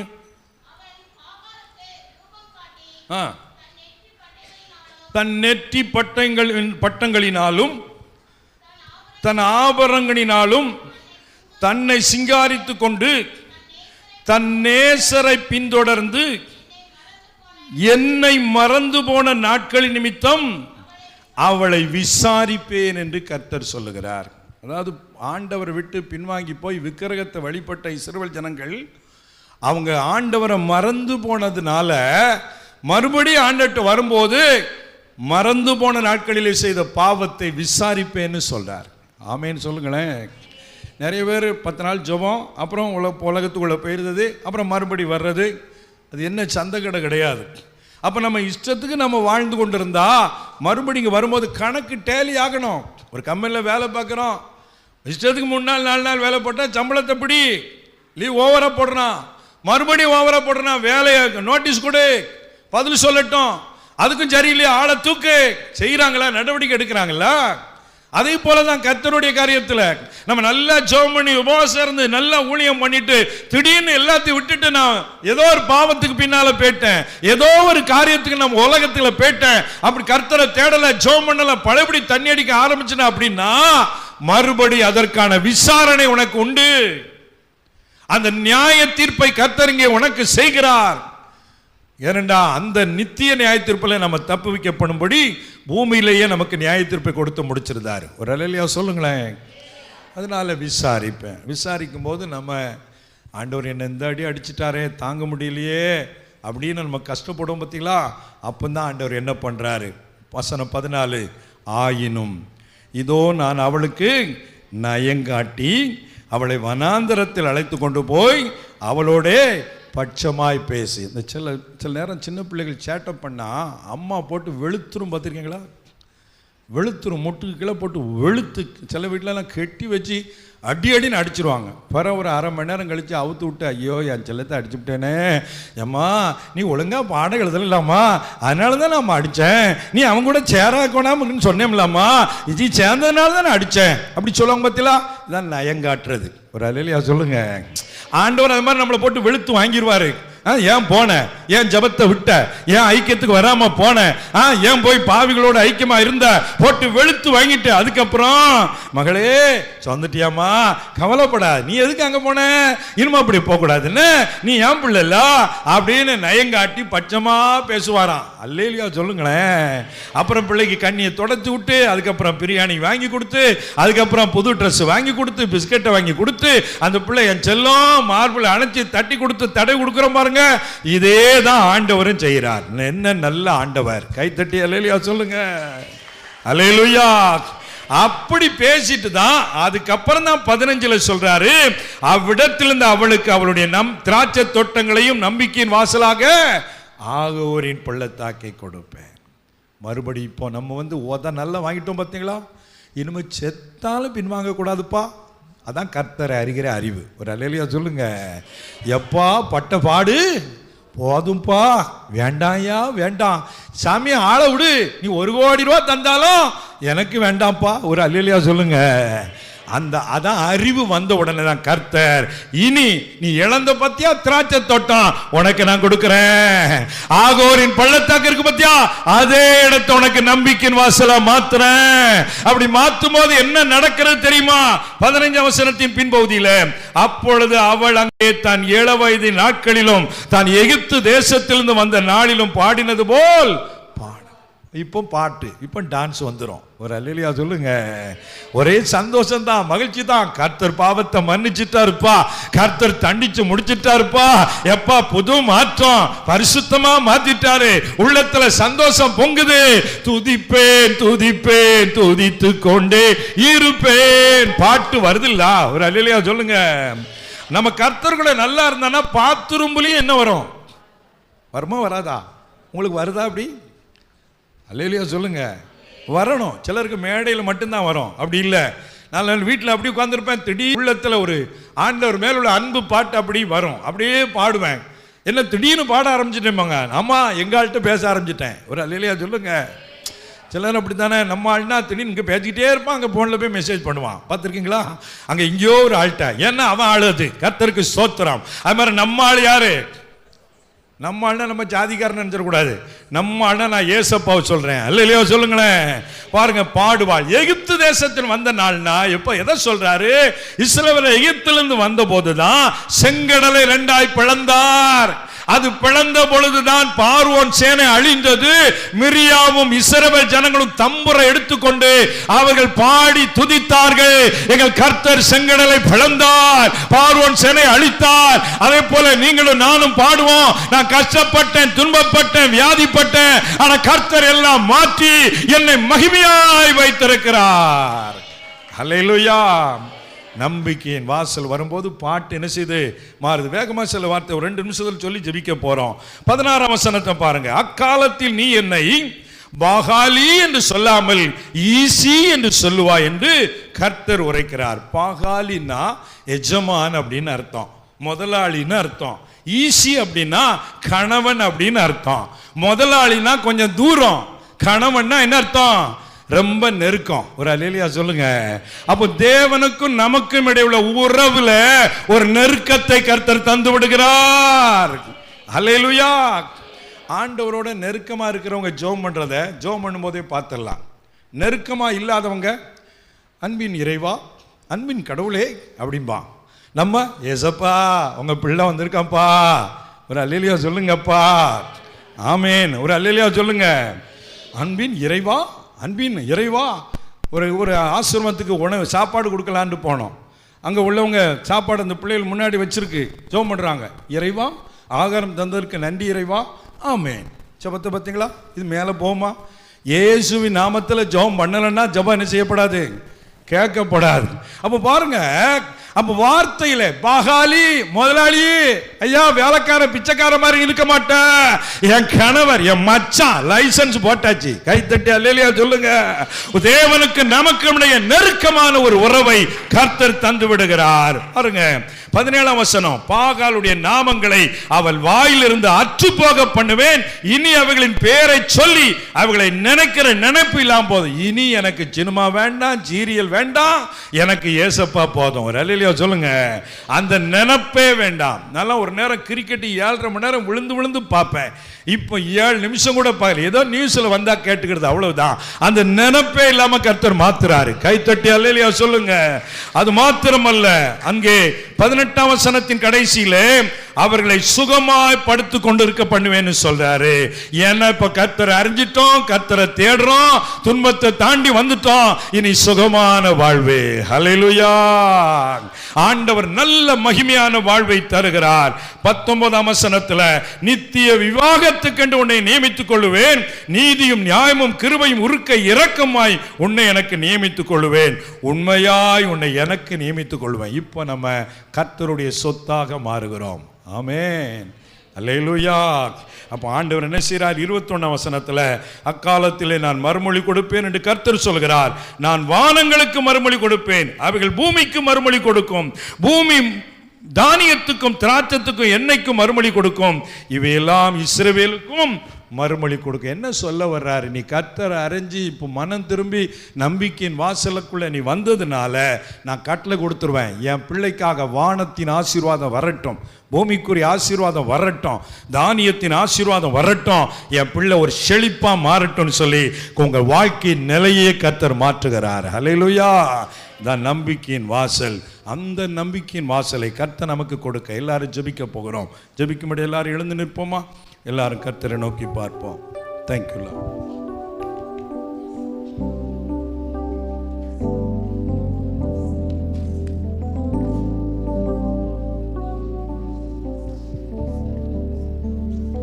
நன்றி ராஜா, நன்றி அப்பா, நன்றி அப்பா, நன்றி அப்பா, நன்றி ராஜா, நன்றி ராஜா. எல்லாரும் ஆண்டவருக்கு நன்றி சொல்லுங்க. அவர் தந்த நல்ல வார்த்தைகளுக்காய் நன்றி சொல்லுங்க. நம்பிக்கையின் வாசலை தரப்போகிறார். இந்த வாக்கு தத்தத்திற்காய் ஸ்தோத்திரம் ஆண்டவரே. ஹல்லேலூயா, ஹல்லேலூயா, ஹல்லேலூயா. நன்றியோடு உம்மை ஸ்தோத்திரிக்கிறோம் அப்பா. என் தாய் உருவாகும் முன்னே என் கருவை கண்டீரையா, என் பெயர் உருவாகும் முன்னே பெயர் சொல்லி அழைத்தீரையா, என் தாய் உருவாகும் முன்னே பெயர் சொல்லி அழைத்தீரையா, பெயர் உருவாகும் முன்னே பெயர் சொல்லி அழைத்தீரையா. எப்படி உமக்கு நன்றி சொல்லுவேன், சொல்ல வார்த்தையே இல்லை. நீங்க போதும் என் வாழ்க்கை முழுவதும், வேறு ஆசையே இல்லை. எப்படி உமக்கு நன்றி சொல்லுவேன், சொல்ல வார்த்தையே இல்லை. நீங்க போதும் என் வாழ்க்கை முழுவதும், வேறு ஆசையே இல்லை. என் தாய் உருவாகும் முன்னே என் கருவை கண்டீரையா, என் பெயர் உருவாகும் முன்னே பெயர் சொல்லி அழைத்தீரையா. எலும்புகள் உருவாகல, நரம்புகள் உருவாகல, தசைகள் உருவாகல, தரிசனம் உருவானதே. தாய் கருவிலே தரிசனம் உருவானதே. எலும்புகள் உருவாகல, நரம்புகள் உருவாகல, தசைகள் உருவாகல, தரிசனம் உருவானதே. தாய் கருவிலே தரிசனம் உருவானதே. எப்படி உமக்கு நன்றி சொல்லுவேன், சொல்ல வார்த்தையே இல்லை. நீங்க போது என் வாழ்க்கை முழுவதும், வேறு ஆசையே இல்லை. எப்படி உமக்கு நன்றி சொல்லுவேன், சொல்ல வார்த்தையே இல்லை. நீங்க போது என் வாழ்க்கை முழுவதும், வேறு ஆசையே இல்லை. நம்பிக்கையின் வாசலாக ஆகோரின் பள்ளத்தாக்கையும் கொடுப்பேன். நம்பிக்கை இழந்த நிலையில் இருக்கிற உனக்கு கர்த்தர் நம்பிக்கையின் வாசலை திறக்க போகிறார். நீ நம்பிக்கை இழந்து போன நிலையில் இருக்கலாம், ஆனால் கர்த்தர் இன்றைக்கும் நம்பிக்கை பலப்படுத்த வந்திருக்கிறார். அந்த அபிஷேகம் இறங்கி வருகிறது, உங்கள் விசுவாசம் பலப்படுகிறது. விசுவாசத்தின் ஆவியானவர் இறங்கி வருகிறார். ஆவியானவரே, ஒவ்வொருடைய நம்பிக்கையை பலப்படுத்தும் ஆண்டவரே, விசுவாசத்தின் ஆவியால் நிரப்பும் ஆண்டவரே. ஹல்லேலூயா. உள்ளம் உடைந்து போய் வந்த மகளே, உன் நம்பிக்கை எல்லாம் நீ இழந்துட்ட. இன்றைக்கு கர்த்தர் உன்னை புதுப்பிக்கிறார்.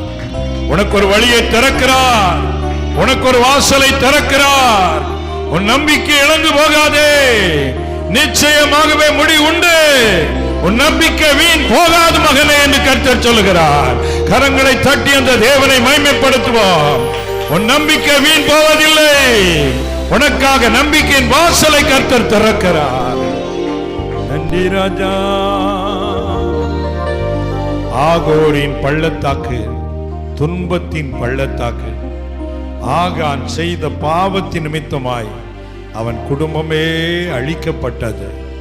நம்முடைய வாழ்க்கையிலே ஒருவேளை நாம் இப்படிப்பட்ட பாவங்களில் இருந்தால் மனம் திரும்பி அந்த பாவத்தை அறிக்கையிட்டு தவறுகளை சரிப்படுத்த வேண்டும்.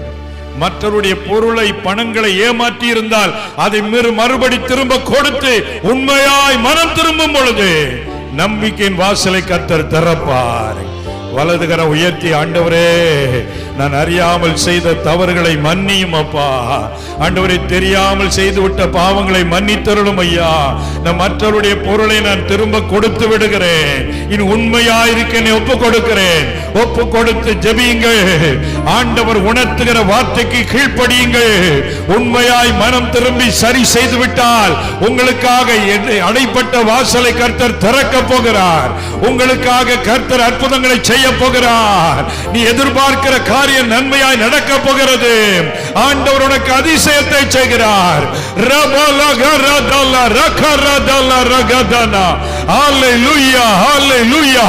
எல்லாரும் ஆண்டவருக்கு நம்மை அர்ப்பணித்து ஜெபிப்போம்.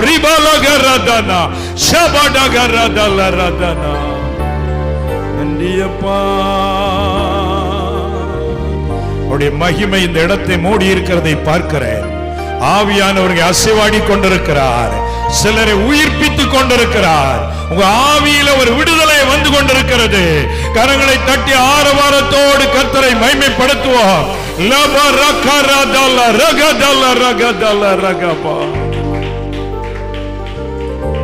தவறுகள் சரி செய்யப்பட்டால் வழிகள் திறக்கப்படும். அல்லாத பட்சத்தில் அது தடையாக நின்று கொண்டே இருக்கும். அவை உங்களுக்கும் தேவனுக்கும் இடையே எந்த பாவம் இல்லாதபடி பார்த்துக் கொள்ளுங்கள். சுத்தம் வரும் பொழுதுதான் ஆசீர்வாதம் வருகிறது. அது மாத்திரமல்ல, என்னை தேடுகிற என் ஜனத்துக்கு சாரோன் ஆடுகளின் மந்தையை மேய்க்கிற இடமாய் மாறுகிறது. ஆகோரின் பள்ளத்தாக்கு மிருகங்கள் தங்குகிற ஸ்தலமாய் மாறுகிறது. அது ஒரு ஆசீர்வாதத்தின் இடமாய் மாறுகிறது. ஆண்டவரை தேடணும். எத்தனை பேர் தீவிரமா தேட போறீங்க? சாப்பாட்டுக்காக அல்ல, உலக நன்மைக்காய் அல்ல, பாசத்தோடு ஆண்டவரை தேடணும். அந்த மகதலேனா மரியாளை போல, ஐயா ஆண்டவர் எங்க வச்சீங்க, ஐயா ஆண்டவர் என்று சொல்லிருங்க, நான் போய் அவர் எடுத்துக்கொள்ள, எனக்கு இயேசு வேண்டும். ஒரு பாசம் அவளுக்கு இருந்தது. எல்லா வலது கரத்தை உங்க இருதயத்து மேல வச்சு, ஆண்டவர் இந்த பாசம் உள்ள இருதயத்தை தாரும் ஐயா. பாசத்தோடுமை தேட எனக்கு கிருபை தாரும் ஐயா. உலக ஆதாயத்துக்காய் மாத்திரம் இல்லப்பா, உன் மேல அன்பு வச்சு உம்மை தேடணும் ஐயா. எனக்காய் உயிரை கொடுத்த மேல் பாச வைத்து உம்மை தேடணும் ஐயா. என்னை ஒப்பு கொடுக்கிறேன் ஆண்டவரே, அர்ப்பணிக்கிறேன் ஆண்டவரே. அந்த தெய்வீக பாசம் எங்க உள்ளத்துல இறங்கட்டும் ஐயா. ஒவ்வொருடைய உள்ளத்திலும் தேவ அன்பு ஊற்றப்படுவதாக, தேவ மகிமை ஊற்றப்படுவதாக. அக்னி இறங்குகிறது, அக்னி இறங்குகிறது. கர்த்தர் பாசத்தை ஊற்றுகிறார். கரங்களை தட்டி கர்த்தரை மகிமைப்படுத்துங்கள். ஒவ்வொருவர் மேலும் தேவ மகிமை இறங்குகிறது, தேவ பாசம் இறங்குகிறது. என்னை ரட்சித்தாரே, என்னை அபிஷேகித்தாரே, எனக்காய் உயிரை கொடுத்தாரே, என் வாழ்வை மாற்றினாரே, அந்த அன்புள்ள தேவனுக்காய் நான் உயிருள்ளவனை தேடுவேன். நன்றியப்பா. காட்டு மரங்களுள் நேசர் கிச்சிலி மரம் போல, கமழும் மலர்களுள் நேசரின் பலீலியா, எங்கே தேடுவேன் நான், எங்கே தேடுவேன், எங்கே தேடுவேன் நான், எங்கே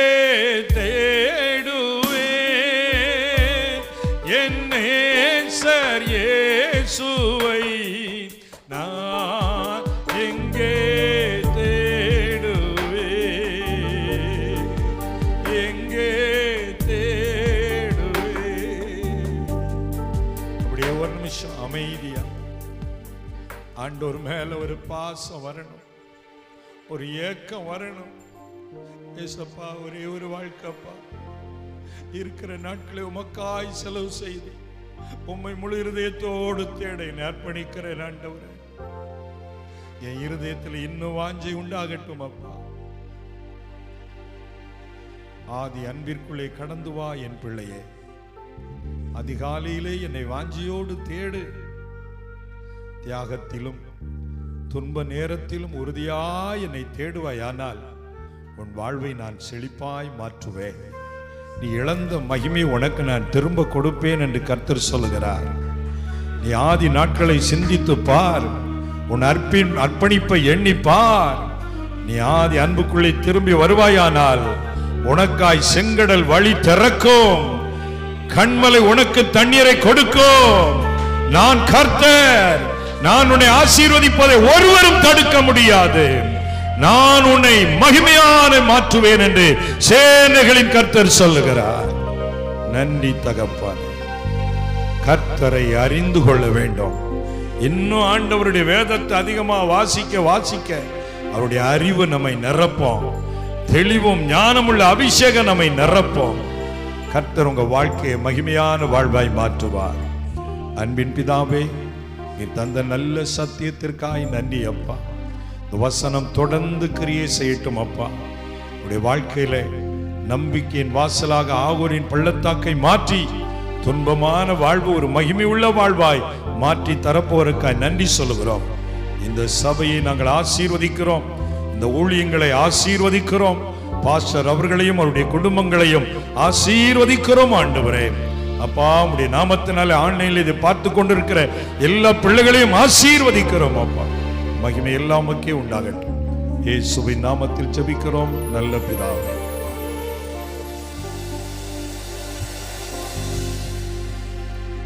சகோதரர் அவர்களுக்கு நன்றி. அற்புதமான ஒரு வார்த்தை, நல்ல ஒரு ஜெபம். நிச்சயமாய் கர்த்தர் உங்கள் ஒவ்வொருவரையும் தொட்டு இருக்கிறார். அல்லேலூயா. முதல் சனிக்கிழமை தோறும் இந்த உபவாச கூட்டம் நடக்கிறது. கர்த்தர் நல்ல ஊழியக்காரங்களை கொண்டு வந்து நமக்கு பயன்படுத்தி கொண்டு வருகிறார். ஏன் நான் முடிக்காமல் ஒரு வார்த்தை பேசுகிறேன்னா, அடுத்த மாதம் நமக்கு 3 நாள் கன்வென்ஷனோடு இந்த உபவாச கூட்டம் நடைபெறும். வெள்ளி சனி ஞாயிறு 3 நாட்களும் இரவிலும் கூட்டம் உண்டு. சனிக்கிழமை காலையில் பரிசுத்த உபவாசிய நாள், அதுபோல் ஞாயிற்றுக்கிழமை காலை ஆராதனை, இரவு வெள்ளி சனி ஞாயிறு 3 நாட்களும் இரவு நற்செய்தி கூட்டம் நடைபெறும். அதில் ஆண்டோடைய வார்த்தையை கொடுப்பதற்கு தீர்க்கதரிசி மோசஸ் கவி ஜூன் மாதம் வந்திருந்தார். அநேகரோடு ஆண்டவர் பேசினதை நம்மால் பார்க்க முடிந்தது. மகிமையான வார்த்தைகளை கர்த்தர் பேசினார். நிறையபடிய வார்த்தைகளை வாழ்க்கையில் கர்த்தர் வெளிப்பாடுகளை கொடுத்தார். ரொம்ப பயங்கரமாக இருந்தது. அநேகர் தொடப்பட்டாங்க, அநேகர் அற்புதங்கள் நடந்தது. நிறைய சாட்சிகளை கர்த்தர் எழுப்பி கொடுத்தார். அந்த தேவ ஊழியக்காரர் வருகிறார். அதுக்காக நீங்கள் பாரத்தோடு ஜெபிக்கும்படி உங்கள் அன்போடு கேட்டுக்கொள்கிறேன். தொடர்ந்து அருமையான பாஸ்டர் ஐயா, ஊழியக்கார ஐயா அவர்களுக்காக நீங்கள் பாரத்தோடு ஜெபிக்கணும். அவருடைய மனைவியும் 2 பிள்ளைகள் இருக்கிறார்கள், 2 பேரும் திருமணமாக இருக்கிறது. அவருடைய ஊழியத்துக்காகவும் ஜெபிங்க. 4 மாவடியில் உள்ள இப்போ ஆலடி தட்டுங்கிற இடத்துலையும் இன்னும் ஆலங்குளம் பகுதியிலையும் அந்த ஊழியத்தை செய்து கொண்டு வருகிறார். ஒரு நிமிஷம் கண்கள் மூடி ஜெபிக்கிறார். அன்பின் பிதாவே, இந்த ஊழியத்தை ஆசீர்வதித்து கொடுத்து அதே போல் ஆகாரத்துக்காய் பிரயாசப்பட்ட பிள்ளைகள் விஷயமாக பாலசிங்கன் குடும்பம் கர்த்தர் அவர்களை ஆசீர்வதிக்கணும். தகப்பனே, ஊழியக்கார சகோதரர் டேனியல் பீட்டர் அவளுக்காய் ஜெபிக்கிறோம். அவருடைய மனைவிக்காய் ஸ்தோத்திரம், பிள்ளைகள் மருமக்கள் பேர பிள்ளைகளுக்காய் ஸ்தோத்திரம். கர்த்தாவே, இன்னும் ஆயிரங்களுக்கு கர்த்தர் பயன்படுத்தும்படியாக ஜெபிக்கிறோம். நாங்கள் எல்லாரும் இப்போது அவருக்காக ஜெபிக்கிறோம். ஆண்டவரே, அவர் மேல் உன்னத வல்லமை இறங்கட்டும் ஐயா. இன்னும் திறந்த வாசல்களை கர்த்தர் கொடுப்பீராக. அவளுக்கு எல்லா போராட்டங்களும் மாற்றட்டும். விஷயமுடைய மனைவிக்கு நல்ல சுகத்தை கர்த்தர் கொடும். அவருடைய சந்ததி ஆசீர்வதித்தை ஆசீர்வதியும். அவருடைய பெற்றோர் செய்கிற ஊழியங்களை கர்த்தர் ஆசீர்வதியும். அவருடைய சகோதரன் செய்கிற ஊழியங்களை கர்த்தர் ஆசீர்வதியும். ஆண்டவரே, இந்த சகோதரனையும் நிறைய நற்செய்தி கூட்டங்கள்ல பெரிய பெரிய கூட்டங்களை கர்த்தர் பயன்படுத்துகிறீர். இன்னும் அதிகமாக பயன்படுத்துவீராக. வார்த்தை கேட்ட பிள்ளைகளையும் ஆசீர்வதியும். அதே போல இந்த ஆகாரத்தை ஆசீர்வதியும். இதுக்காக பிரயாசப்பட்ட பாலசிங்கனின் குடும்பம், இதுக்காக ஒத்தாசை பண்ண எல்லார் மேலும் பூர்ண கிருபை உண்டாகட்டும். புசிக்கிறவர்கள் பலனடையட்டும். தொடர்ந்து நடத்தும். ஒவ்வொருவரையும் இயேசுவின் நாமத்திலே ஆசீர்வதிக்கிறோம். இந்த ஊழியங்களுக்கு ஒத்தாசை பாஸ்டர் பிரபுக்காய் ஸ்தோத்திரம். அவருடைய குடும்பத்தையும் ஊழியங்களையும் அவருடைய சபையாரையும் கர்த்தர் ஆசீர்வதியும். அந்த எல்லார் மேலும் கிருபை உண்டாகட்டும். நல்ல சாட்சிகளை தாரும், ஆசீர்வதியும். எல்லா துதி கன மகிமை உமக்கை செலுத்துகிறோம். இயேசு கிறிஸ்துவின் நாமத்தில் கேட்கிறோம் பிதாவே, ஆமென். எல்லாம் சத்தமா சொல்லுங்க. என் ஆத்துமாவே கர்த்தரை ஸ்தோத்திரி. நல்ல சத்தமா.